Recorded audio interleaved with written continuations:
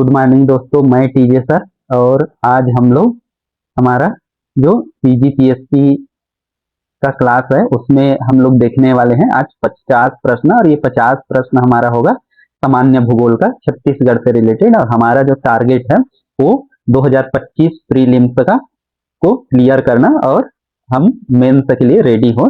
तो इसके अंतर्गत मैं आज आपके लिए लेकर आया हूँ 50 एमसीक्यू सामान्य भूगोल से छत्तीसगढ़ का। और ये वीडियो जो भी हमारे भाई बहन देख रहे हैं तो सीजी व्यापम का भी जो एग्जाम दे रहे हैं उनके लिए भी ये बहुत महत्वपूर्ण है, और जो सीजीपीएससी का तैयारी स्टार्ट कर रहे हैं उनके लिए भी, क्योंकि अभी हमारे पास 4 माह का समय है। और ये 4 माह में हम जो शुरुआत करेंगे, हर रोज हम लोग जो प्रश्न करेंगे तो हम जरूर अपना टारगेट सीजीपीएससी प्रीलिम्स क्लियर करना और मेंस तक पहुंचना हमारा फर्स्ट टारगेट होगा। तो चलिए हम लोग आज का स्टार्ट करते हैं हमारा छत्तीसगढ़ का सामान्य भूगोल का 50 एमसीक्यू। तो ये रहा हमारा 50 महत्वपूर्ण सवाल, और ये सामान्य भूगोल से है।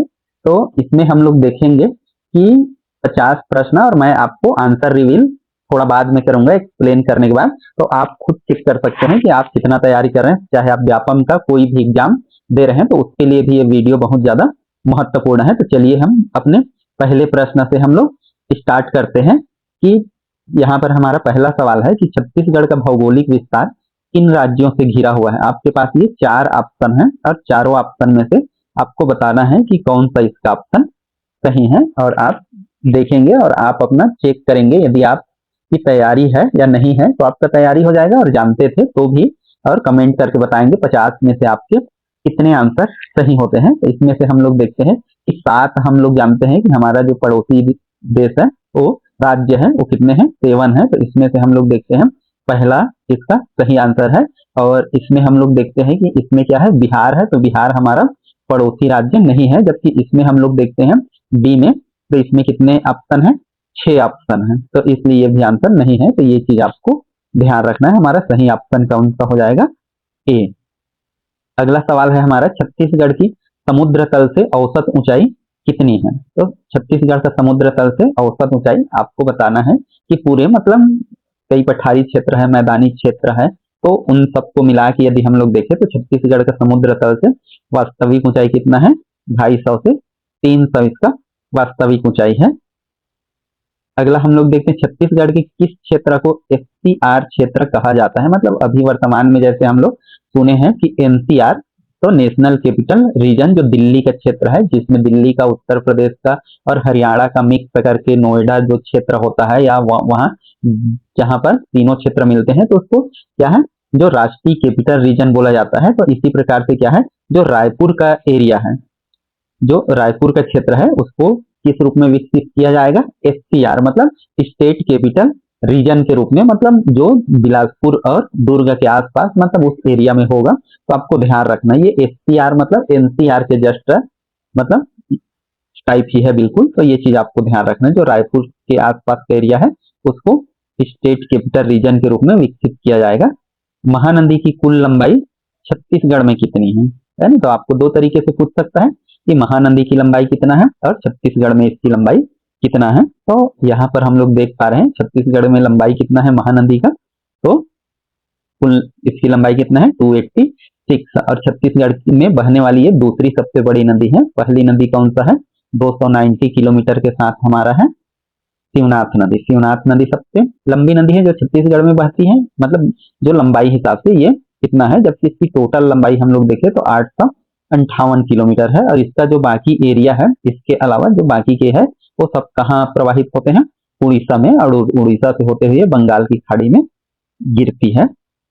अगला सवाल है हमारा, इंद्रावती नदी किसकी सहायक नदी है। तो इंद्रावती को जो साउथ छत्तीसगढ़ है उसका क्या बोला जाता है, जानते ही हैं क्या, मतलब जीवन रेखा बोला जाता है। जो साउथ है मतलब हमारा जो बस्तर संभाग है उसका, और ये जाकर किस में मिल जाती है, गोदावरी में मिल जाती है। कहाँ मिलती है, तो बीजापुर में ये मिलती है। कौन सा स्थान है, आप कमेंट करके बताएंगे कि इंद्रावती नदी गोदावरी नदी पर किस स्थान पर मिलता है। तो मैं हर सवाल में आपको कुछ ऐसे सवाल पूछूंगा जिसको आपको कमेंट करके बताना है, ताकि आपकी भी तैयारी होते रहे। और ये जो है पीएससी की तैयारी हम लोग करें, चाहे जीएस का किसी भी एग्जाम की तैयारी करें, ये पूरा कभी नहीं होता। तो ये चीज क्या होता है, बांटने से ही बढ़ता है तो जरूर इसको थोड़ा सा आप कमेंट करके बताएंगे कि इंद्रावती नदी कहाँ मिलती है गोदावरी से। ये बीजापुर में मिलता है, ये है, तो कहाँ पर मिलता है ये आप बताएंगे। मैनपाट किस लिए प्रसिद्ध है? तो मैनपाट प्रमुखता से किस लिए प्रसिद्ध है? पर्यटन के लिए, चाय उत्पादन के लिए, हीरा खदान के लिए कि एल्यूमिनियम के लिए? तो जानते हैं मैनपाट सबसे ठंडा जगह है छत्तीसगढ़ का, जो कहाँ आता है? सरगुजा अंबिकापुर के अंतर्गत आता है। तो और ये सबसे मुख्य रूप से क्या है? पर्यटन स्थल के रूप में जाना जाता है, और इसको शिमला के रूप में भी एक नाम दिया जाता है। तो ये चीज आपको ध्यान रखना है। छत्तीसगढ़ का अगला सवाल है हमारा, छत्तीसगढ़ का सबसे ऊंचा बांध कौन सा है? गंगरेल डैम, मिनी माता, ऊंटा घाट या कोडार डैम? तो इसमें से सबसे ऊंचा कौन सा है? मिनी माता बांध। ये मिनी माता हसदेव बांध, ये हसदेव नदी पर बना हुआ है, कोरबा जिले के पाली ब्लॉक, पाली उपरो मतलब यहाँ है, पौड़ी उपरोड़ा कटघोरा के पास है ये, है ना। तो इसको आपको ध्यान रखना है। ये लगभग 70 से ऊपर 78 मीटर की इसकी ऊंचाई है, ये चीज आपको ध्यान रखना है। अगला है हमारा, गंगरेल बांध किस नदी पर बना है? बिल्कुल आसान सा है, और गंगरेल जो है एक मशहूर बांध है, और साथ में इससे संबंधित और आपसे कई सवाल पूछा जा सकता है। तो गंगरेल डैम किस नदी पर बना हुआ है? ये महानदी पर बना है, और इसको और क्या नाम से बोला जाता है? तो पंडित रविशंकर जलाशय भी बोला जाता है इसको। तो ये चीज आपको ध्यान रखना है। छत्तीसगढ़ का सबसे ठंडा स्थान कौन सा है? तो इसमें सबसे ठंडा स्थान है अंबिकापुर, और अंबिकापुर के अंतर्गत क्या है? मैनपाट। तो यदि अंबिकापुर और मैनपाट दोनों आए तो हम किसको टिक करेंगे? मैनपाट को, क्योंकि मैनपाट अंबिकापुर के अंतर्गत आता है, तो उसी क्षेत्र को लिया जाता है। आप जैसे यदि हम जिलों का नाम दे दें तो आपको अंबिकापुर लगाना है, मैनपाट नहीं रहा तो, और मैनपाट रहा तो मैनपाट को लगाओगे, क्योंकि मैनपाट अंबिकापुर का ही वह भाग है जहां सबसे कम तापमान आपको मिलेगा। छत्तीसगढ़ की सबसे लंबी नदी कौन सा है? देखो, छत्तीसगढ़ की सबसे लंबी नदी महानदी है, इंद्रावती है, हसदेव है या शिवनाथ है? तो हम लोग जानते हैं हसदेव 290 किलोमीटर है यहाँ, और ये 286 किलोमीटर है, और ये इसकी सहायक नदी है महानदी की। तो यहाँ पर ऐसे पूछेगा आपको कौन सा आंसर लगाना है?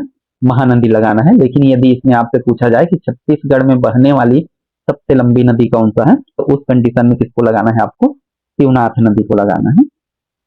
अगला हम लोग देखते हैं, ताला का प्राचीन मंदिर किस जिले में है ना? ताला का प्राचीन मंदिर किस जिले में है? ताला प्राचीन मंदिर, सबसे प्राचीन मंदिर माना जाता है ताला को।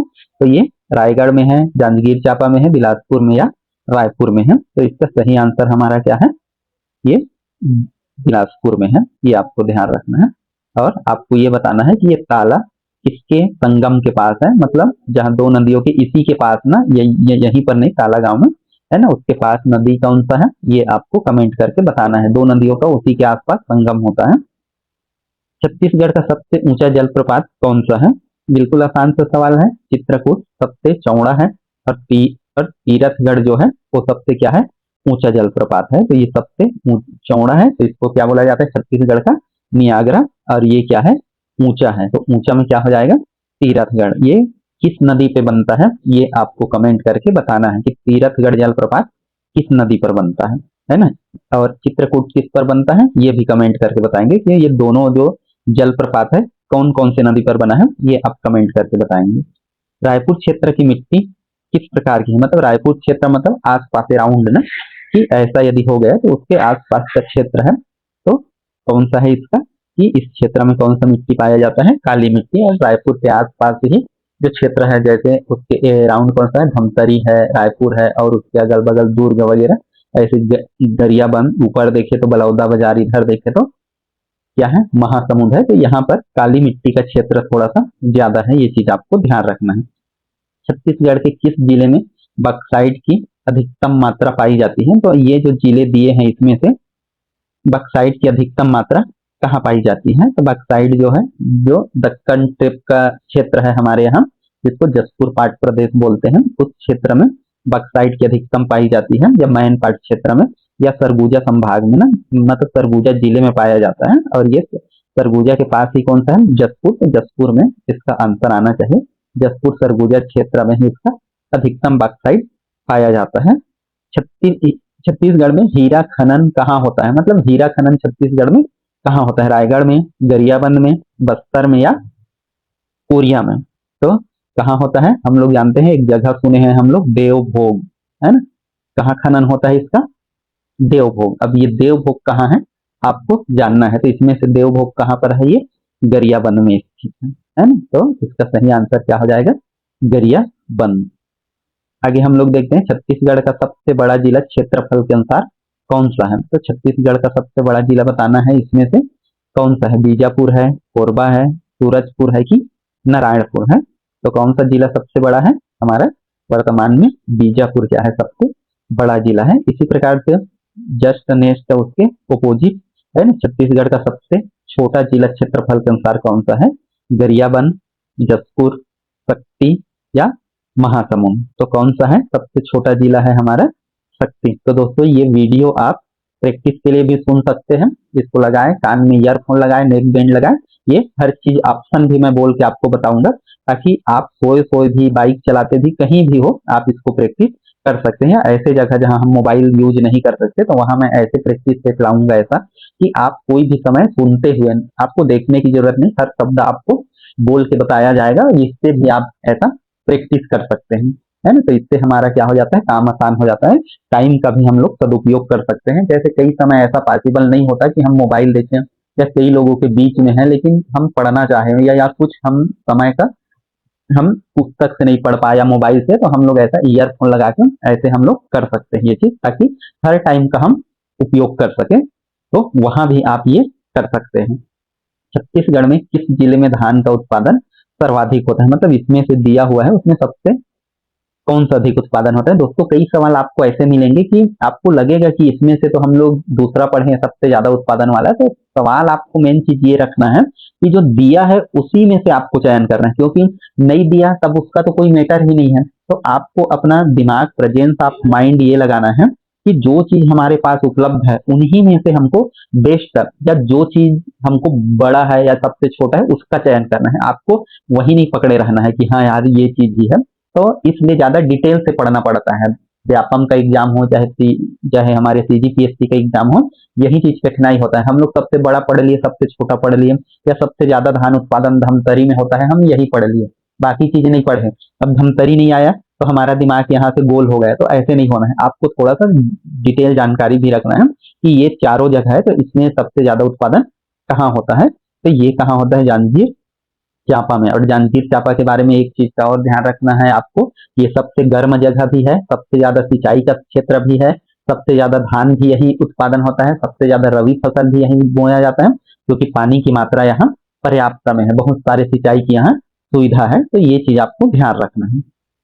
छत्तीसगढ़ का कौन सा जिला ऊर्जा नगरी कहलाता है ना? ऊर्जा नगरी हम लोग बिल्कुल आसानी से जानते ही हैं, कौन सा है? बिलासपुर, कोरबा, रायगढ़ या जसपुर? तो कौन सा है हमारा? कोरबा। कोरबा ऊर्जा राजधानी कहलाता है साथ में, या ऊर्जा नगरी। भोरम देव मंदिर कहाँ स्थित है? तो भोरम देव का मंदिर कहाँ स्थित है? तो ये स्थित है कवर्धा में, रायपुर में, धमतरी में या बिलासपुर में? तो कहाँ स्थित है ये? कवर्धा में, जिसको अब के डेट में क्या नाम दिया जाता है? कबीर धाम। मतलब कवर्धा नाम को अब संशोधित कर दिया गया है, क्या नाम? कबीर धाम, है ना? जैसे अभी जो बलौदा बाजार है उसका नाम संशोधित किया गया है, क्या नाम संशोधित किया गया है ये आप कमेंट करके बताएंगे। अब बलौदा बाजार जो है उसका नाम संशोधित हो गया है ना? जहां पर कबीर पंथियों का जो जैत खाम वगैरह है, तो आपको कमेंट करके बताना है कि उस जगह को अब क्या नया नाम दिया गया है। कांगेर घाटी राष्ट्रीय उद्यान कहाँ है? कांगेर घाटी बहुत मशहूर है अभी ताजा में। क्यों मशहूर है, चर्चा में है ना? क्यों मशहूर है तो मैं बता दूं इसको कि यूनेस्को के विश्व धरोहर में ये छत्तीसगढ़ का एकमात्र स्थल है जिसे टेंटेटिव लिस्ट में शामिल किया गया है। टेंटेटिव लिस्ट मतलब संभावित सूची में शामिल किया गया है, और यदि इसका सारे चीज आगे ये फॉलो करता है या उनके अंडर में आ जाता है जो विश्व धरोहर की सूची में शामिल करने वाला, तो ये हमारे छत्तीसगढ़ का एकमात्र स्थल होगा जो इसमें शामिल किया जाएगा, है ना? तो इसमें 3 तरीके के जो है वो शामिल किया जाता है, एक तो प्राकृतिक, एक तो सांस्कृतिक धरोहर जो होते हैं, और एक मिक्स होता है। तो ये कांगेर घाटी उसमें शामिल है, और ये कहाँ है हमारा कांगेर घाटी? बस्तर जिला में है। ये आपको ध्यान रखना है, कांगेर घाटी राष्ट्रीय उद्यान, और ये गुफाओं के लिए भी जाना जाता है। अगला है हमारा टाइगर रिजर्व किस जिले में है ना? तो आपको यहाँ बताना है कि टाइगर रिजर्व हम लोगों के जिले में है, हम लोगों को मतलब बिलासपुर जिला और मुंगेली जिला, पहले बिलासपुर जिला ही आता था, अब मुंगेली, तो मुंगेली और बिलासपुर के बिल्कुल बॉर्डर में है, तो ये दोनों जिलों के अंतर्गत आता है इसका क्षेत्र।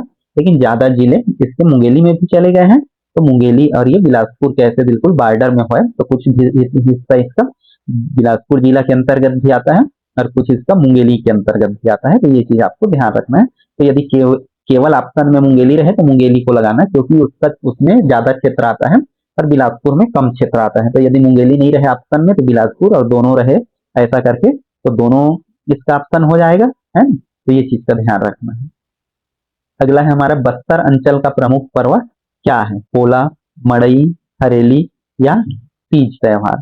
तो इसमें से आपको बताना है, तो कौन सा है इसका? वास्तव में मड़ई तिहार। मड़ई यादव समाज से ज्यादा रिलेटेड है, लेकिन ये जो मड़ई होता है ये सबके लिए है। खीरपुर किस नदी के किनारे बसा है? महानदी, शिवनाथ, हसदेव या इंद्रावती नदी। तो ये आपको बताना है, तो इसका सही आंसर कौन सा है? ये किस नदी के किनारे बसा है? महानदी। और खीरपुर क्या है? हमारा बौद्धकालीन प्रमुख स्थल है और ये सांस्कृतिक ऐतिहासिक हमारा धरोहर स्थल है, तो ये चीज का आपको ध्यान रखना है। और इसकी यात्रा भी जो हेन सांग है उसने किया था। अब आपको कमेंट करके बताता है कि हेन सांग ने यहाँ की यात्रा कब किया था, किस सन में किया था, है ना? ये आप कमेंट करके बताएंगे, हेन सांग खीरपुर की यात्रा कब किया था। और हो सके तो इसके साथ आप कमेंट करके बताएंगे किसके शासनकाल में किया था, ये भी कमेंट करके बताएंगे। सन, हेन सांग कब खीरपुर की यात्रा किया था, मतलब दो जगह की यात्रा किया था, एक कहाँ की यात्रा किया था? बिलासपुर जिले के मल्हार का, और यहाँ का तो कब यात्रा किया था, ये आप कमेंट करेंगे।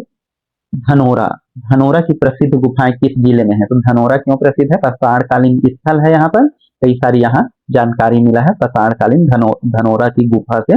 तो आपको बताना है ये कहाँ है? दंतेवाड़ा, नारायणपुर, गरियाबंद या कोरबा।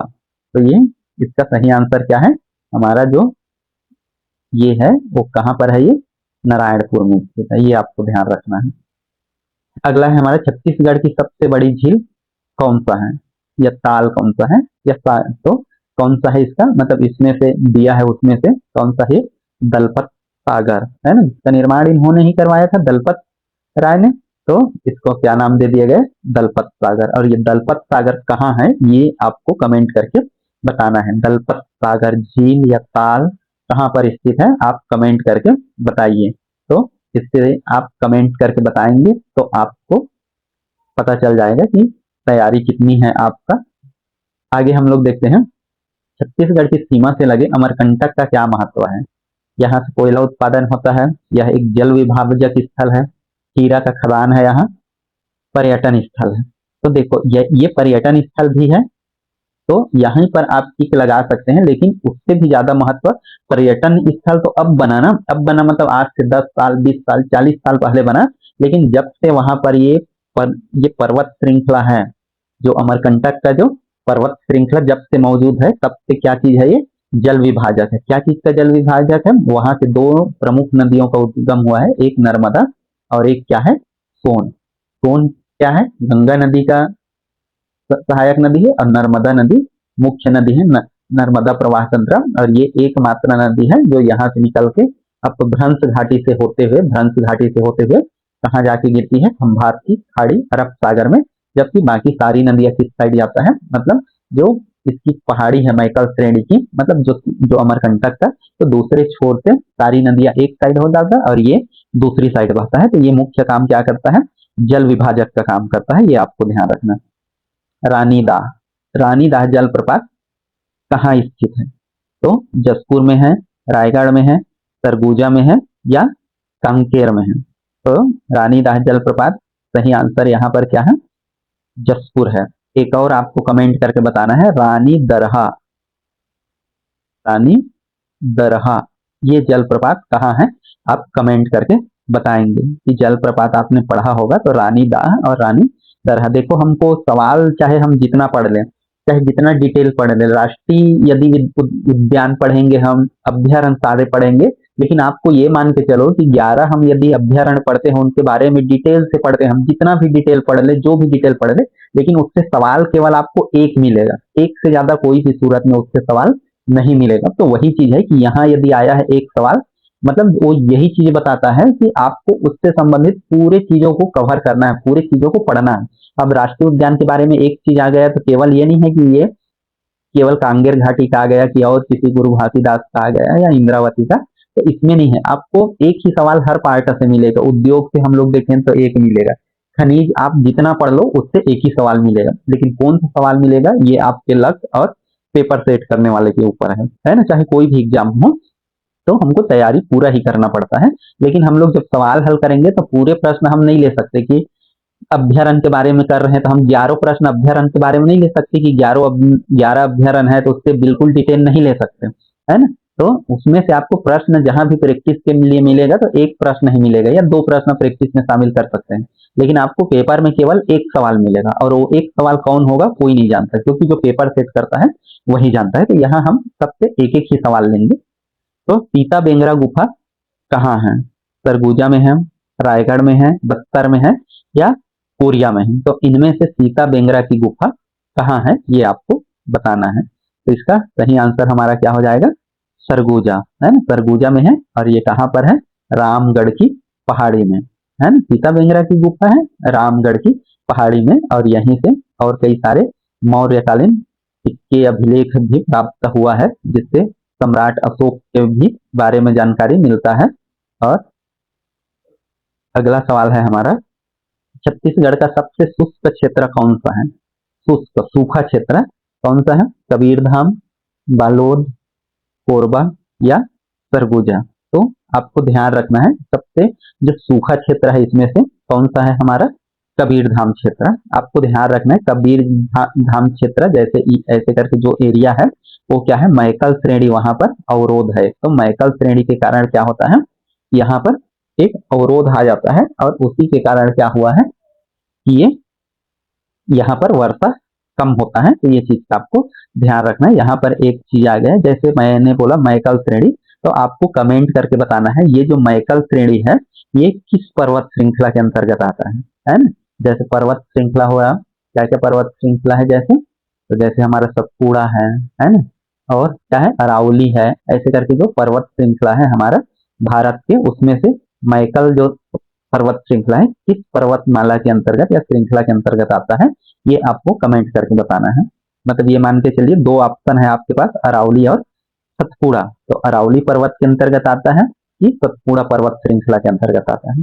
छत्तीसगढ़ का सबसे आर्द्र जिला, वेटलैंड। वेटलैंड जानते हैं क्या होता है ना, वेटेस्ट है।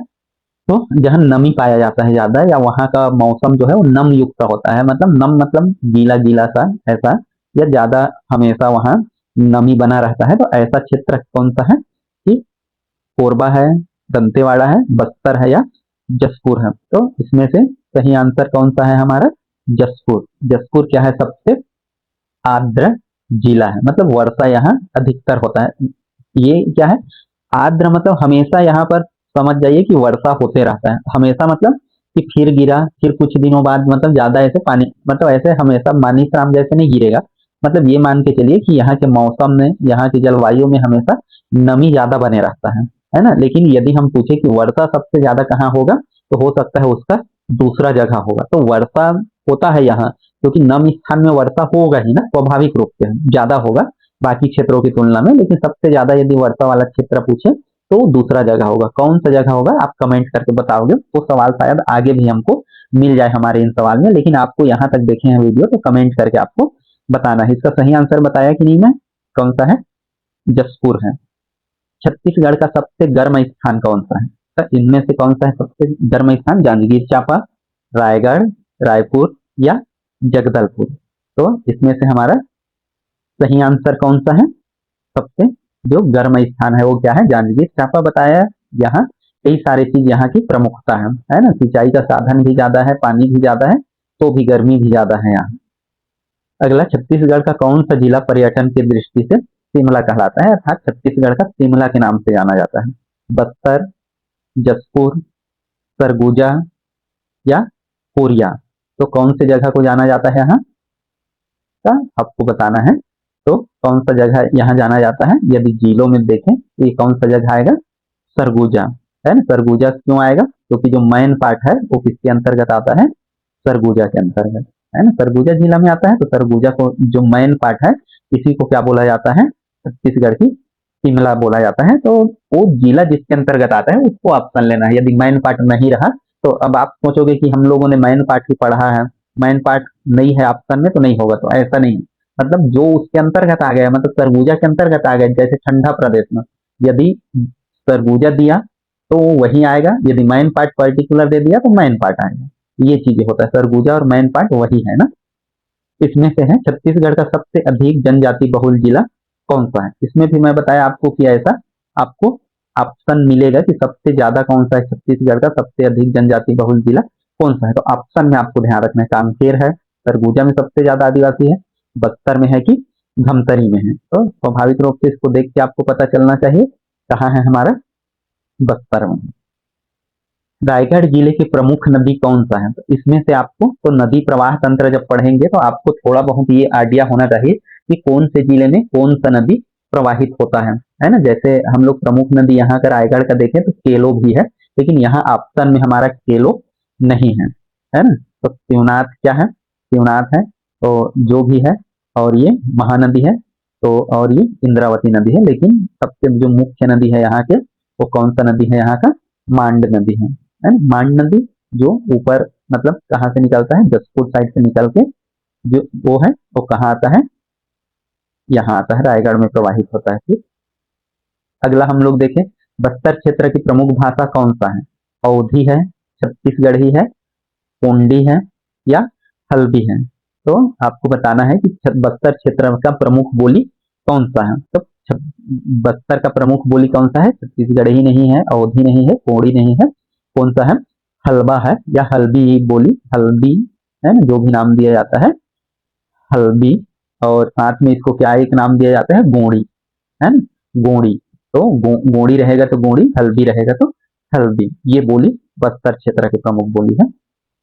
गंधक झरना कहाँ स्थित है ना, झरना है ये गंधक, जहाँ ये मान के चलो कि वहां के पानी में हो सकता है पाया जाता होगा, और गंधक की मात्रा या सल्फर की मात्रा जो भी झरने में या पानी में पाया जाएगा वो हमारे शरीर के लिए, त्वचा के लिए क्या होता है, फायदेमंद होता है। तो ऐसे झरनों में स्नान का भी महत्व होता है, मतलब चर्म रोगों के लिए। तो इसमें से ये कहाँ है, कोरबा में है, बस्तर में है, रायगढ़ में है या जसपुर में है।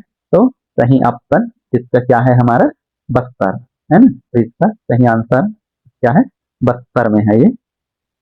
अगला है, छत्तीसगढ़ का कौन सा क्षेत्र पठारी क्षेत्र कहलाता है। इसमें से कौन सा क्षेत्र पठारी क्षेत्र है, जसपुर है, बस्तर है, सरगुजा है या कोरबा है। तो कौन सा, अब पठार तो सब जगह होंगे ना, सरगुजा में भी है, बस्तर में भी है, कोरबा में भी कुछ क्षेत्र में है पठार, लेकिन सबसे ज्यादा पठार कहाँ पर है, जसपुर क्या है, पूरे पठारी क्षेत्र है। तो इसको हमको क्या लेना है, सही आंसर लेना है, मतलब सबसे ज्यादा यही है, ये पूरा पठार है जिसको, और साथ में जाना जाता है पाट प्रदेश के लिए। तो ये आपको ध्यान रखना है। अगला है, बोध घाट किस जिले में स्थित है ना। बोध घाट सुने होंगे, बोध घाट परियोजना अभी बहुत ही बड़ी परियोजना है, बोध घाट परियोजना। बोध घाट परियोजना किस नदी पर बन रहा है, ये आपको कमेंट करके बताना है। इसके लिए मैं और बता दूं कि बोध घाट परियोजना जो है वो दंतेवाड़ा में है ना, कि दंतेवाड़ा में ये बोध घाट स्थान ही है ना, दंतेवाड़ा से बिलोंग करता है ये।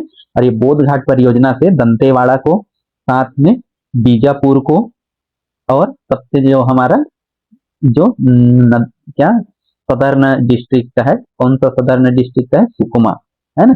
ये तीनों जिला को, कौन कौन सा, दंतेवाड़ा, बीजापुर और सुकमा, ये तीन जिलों को सिंचाई के लिए पानी की उपलब्धता कराएगी। और ये बहुत बड़ी परियोजना है, बोध घाट परियोजना है बस्तर संभाग का, ये आपको ध्यान रखना है, दंतेवाड़ा जिला में स्थित है। हसदेव नदी किसकी सहायक नदी है ना, किसकी सहायक है, महानदी का, इंद्रावती का, गोदावरी का, शिवनाथ का। तो हसदेव नदी किसकी सहायक नदी है ये बताना है आपको। तो हसदेव नदी किसकी सहायक नदी है, ये किसकी सहायक नदी है, शिवनाथ का, है ना, शिवनाथ में जाके मिल जाता है ये। अब आपको ये कमेंट करके बताना है कि हसदेव नदी शिवनाथ नदी से कौन से जगह में मिलता है ना। तो ये आपको कमेंट करके बताना है कि हसदेव नदी शिवनाथ नदी से किस जगह पर मिलता है। रायपुर शहर किस नदी के किनारे बसा है, शिवनाथ नदी, महानदी, खारून नदी और इंद्रावती। तो किसके किनारे बसा है ये, महा मतलब हमारा जो राजधानी है ये कहाँ बसा है, खारून नदी, है ना। और इसी में जानते हैं जो महादेव घाट है, क्या है ये, रायपुर में है महादेव घाट। और यहाँ पर आरती खारून की, जैसे गंगा में यमुना में रोज शाम को जहाँ से भी गुजरते हैं वहाँ आरती होता है, चाहे हम लोग हरिद्वार में देखे, ऋषिकेश में देखे, या हम लोग देखे इलाहाबाद प्रयागराज में, तो इनका आरती होता है, संगम स्थल का वहाँ आरती होता है प्रयागराज में। तो वैसे क्या होता है यहाँ भी क्या होता है, अब महादेव घाट में खारून का आरती होता है शाम को, है ना, 6-7 बजे जो भी है सूर्यास्त के आसपास।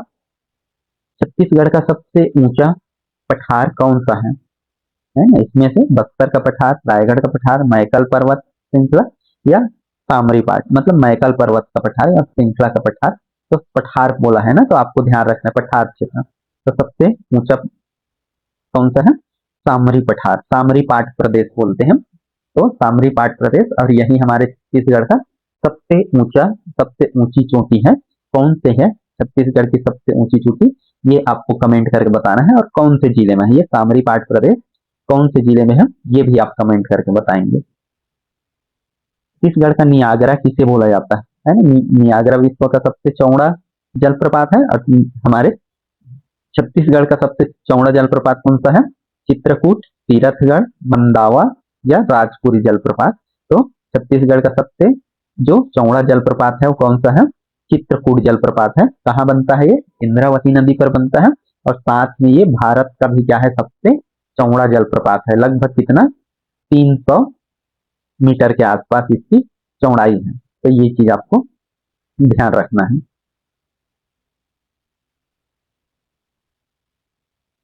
अगला है छत्तीसगढ़ के सबसे प्रसिद्ध गुफा पर्यटन स्थल कौन सा है। तो इनमें से सबसे छत्तीसगढ़ का जो मुख्य गुफा पर्यटन स्थल है, तीरपुर, बोरनिकरा, बोरीकनरा मतलब, और कांगेर घाटी की सीता बेंगरा की गुफा। तो यहाँ से कौन सा है प्रसिद्ध, मतलब जहाँ पर गुफा भी हो वो पर्यटन स्थल भी हो जहाँ लोग जाए, तो कौन सा स्थल है इनमें से सबसे प्रमुख, तो कौन सा है हमारा कांगेर घाटी। और यहीं पर हमारा सबसे प्रमुख गुफा कुटुम्बसर की गुफा सुने होंगे, वो कांगेर घाटी राष्ट्रीय उद्यान के अंतर्गत आता है, ये आपको ध्यान रखना।